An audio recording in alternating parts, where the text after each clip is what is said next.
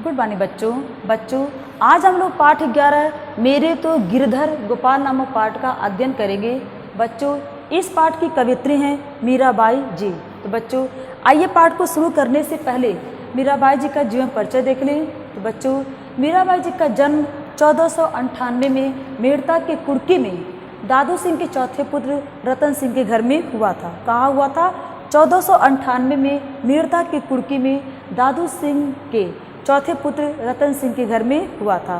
बच्चों बचपन से ही मीराबाई भगवान कृष्ण के प्रति आसक्त थी, यानी कि उनका बचपन से ही उन्हें लगा था और वो उनकी उनकी आराधना वो करती थी। इसी के परिप्रेक्ष्य में एक समय की बात है बच्चों, उसी समय जब ये छोटी थी तो उनके घर के सामने से एक बारात जा रही थी। उस बारात को देख करके इन्होंने अपने धाई माँ से पूछा कि किसकी बारात है। तो उन्होंने उनकी धाई माँ ने कह दिया कि ये किसी की पुत्री का नाम ले लिया कि उनकी पुत्री का विवाह है और ये उनका वर है, यानी कि उनका होने वाला पति है। तो जब मीराबाई उस समय तो बचपन में छोटी थी, उनके मन पे इस तरह से असर किया तो उन्होंने पूछा, तुरंत अपने धाई माँ से पूछा कि मेरा पति कहाँ है। तो उनके बार बार प्रश्न करने पे धाई माँ जो है परेशान होती हैं और वो जाकर के भगवान श्री कृष्ण के मूर्ति के सामने बैठा देती हैं, बोलती हैं कि यही तुम्हारे पति हैं। और तभी से लेकर के वह जो है उनको अपना पति वो मानने लगी और पति के रूप में यानी कि प्रेमी के रूप में उनकी जो है उनका गुणगान करने लगी। उनके प्रेम में वो डूब गई। हालांकि बड़ी जब हुई तो इनकी शादी राणा सांगा के पुत्र भोजराज से हुआ। किसके साथ हुआ? राणा सांगा के पुत्र जो भोजराज से हुआ। ये उदयपुर के महाराज थे। विवाह तो इनका हो गया, लेकिन ये पूरी तरह से अपने पति के प्रति समर्पित नहीं थी और ये चूँकि अपने आराध्य यानी कि श्री कृष्ण के पति को अपना पति मानती थी, इसीलिए उन्होंने अपने पति को अपना नहीं मानती थी। और उनके घर में जो रीति रिवाज होते थे, जो कुल देवी का देवता का होते थे, वो किसी को भी नहीं मानती थी। इसका वजह सिर्फ ये था कि वो भगवान कृष्ण को अपना पति मानती थी। कुछ समय बाद जब इनके पति की मृत्यु हो गई तो लोगों ने इन्हें सती करने के लिए कहा, तो उन्होंने मना कर दिया कि नहीं, मैं सती नहीं होना चाहती। इनका श्रृंगार उतारने लोग लगे तो भी उन्होंने कहा कि नहीं, मेरे पति तो जिंदा हैं। और इस तरह से वो हर लोगों का विरोध करती हुई अपने जो पति के जो आराध्य के प्रेम का जो कृष्ण के भगवान के प्रति जो उनका प्रेम था वो बना ही रहा। धीरे धीरे जब वो ये जो है समाज से विरक्त होने लगी। पति की मृत्यु के बाद वैसे भी तो उनकी वजह से थोड़ा सा परिवार से जुड़ी हुई थी, लेकिन जब इनकी मृत्यु हुआ तो ये लोगों से विरक्त हो गई और संतों यानी कि साधु संतों के बीच बैठ करके ये जो है भजन कीर्तन करने लगी। इसके बाद जब इस तरह से उनके परिवार के लोगों ने, चूँकि एक राजघराने से इनका संबंध था, और जब परिवार के लोगों ने देखा कि इन्हें किसी बात का लोक लाज नहीं है, किसी ने समाज का है, न घर परिवार के मान मर्यादा का ख्याल है, तो उन्होंने उन्हें बार बार मना किया कि आप इस तरह से एक राजघराने की बहू होकर के आप संतों के महात्माओं के बीच बैठ करके आप भजन कीर्तन करती हैं, नाचती हैं, ये अच्छी बात नहीं है। बार बार उनको लोग माना करते थे, लेकिन वो मानती नहीं थी। उन्होंने अपने राजसी वस्त्र त्याग करके एक तारा लेकर के संतों के साथ बैठ करके भजन कीर्तन वो करने लगी। इसी से क्रोधित होकर के उनके राज परिवार के लोग ने उन्हें विष देने का भी कोशिश की। एक बार जो उन्होंने क्या किया, उनको विष के रूप में एक प्याला दिया और उस समय ये भजन कर रही थी। वो ला करके जब प्याला दिया तो उन्होंने कहे कि उस प्याले को इन्होंने ईश्वर के सामने रख दिया और भजन ही करने लगी।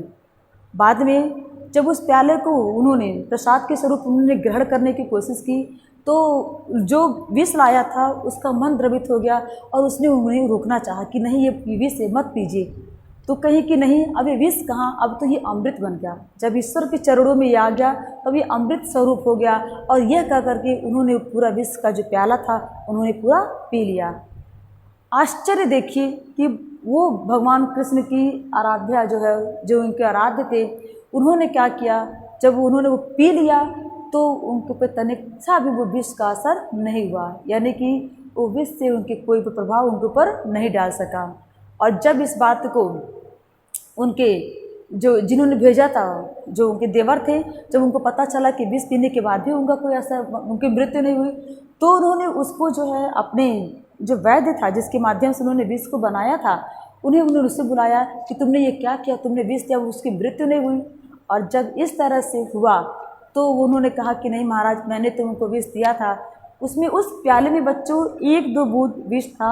तो उन्होंने कहा कि ठीक है, अगर तुमने दिया था तो देखो ये 1-2 बूंद है, तुम इसका पान करो और देखते हैं कि तुम्हारी क्या हालत होती है। तो जब वो तो जानता था कि सच में विष था, वो उन पर असर नहीं किया, लेकिन वो डरता था कि मेरे पर तो असर कर ही जाएगा, क्योंकि वो तो कृष्ण भक्त थी, उनके ऊपर इस विष का तो नहीं असर किया। तो जब उस 2 बूंद के विष को उस वैद्य ने पिया, उसकी तत्काल वहीं पे मृत्यु हो गई। आश्चर्य बच्चों, इसीलिए मीराबाई जो ने इस तरह की उनकी भक्ति थी कि वो पूरा प्याला पीने के बाद भी उनकी मृत्यु नहीं हुई। और इस तरह से मीराबाई अपने दोहों के माध्यम से उनका गुणगान करती थी और उनकी ये आराध्य करती थी।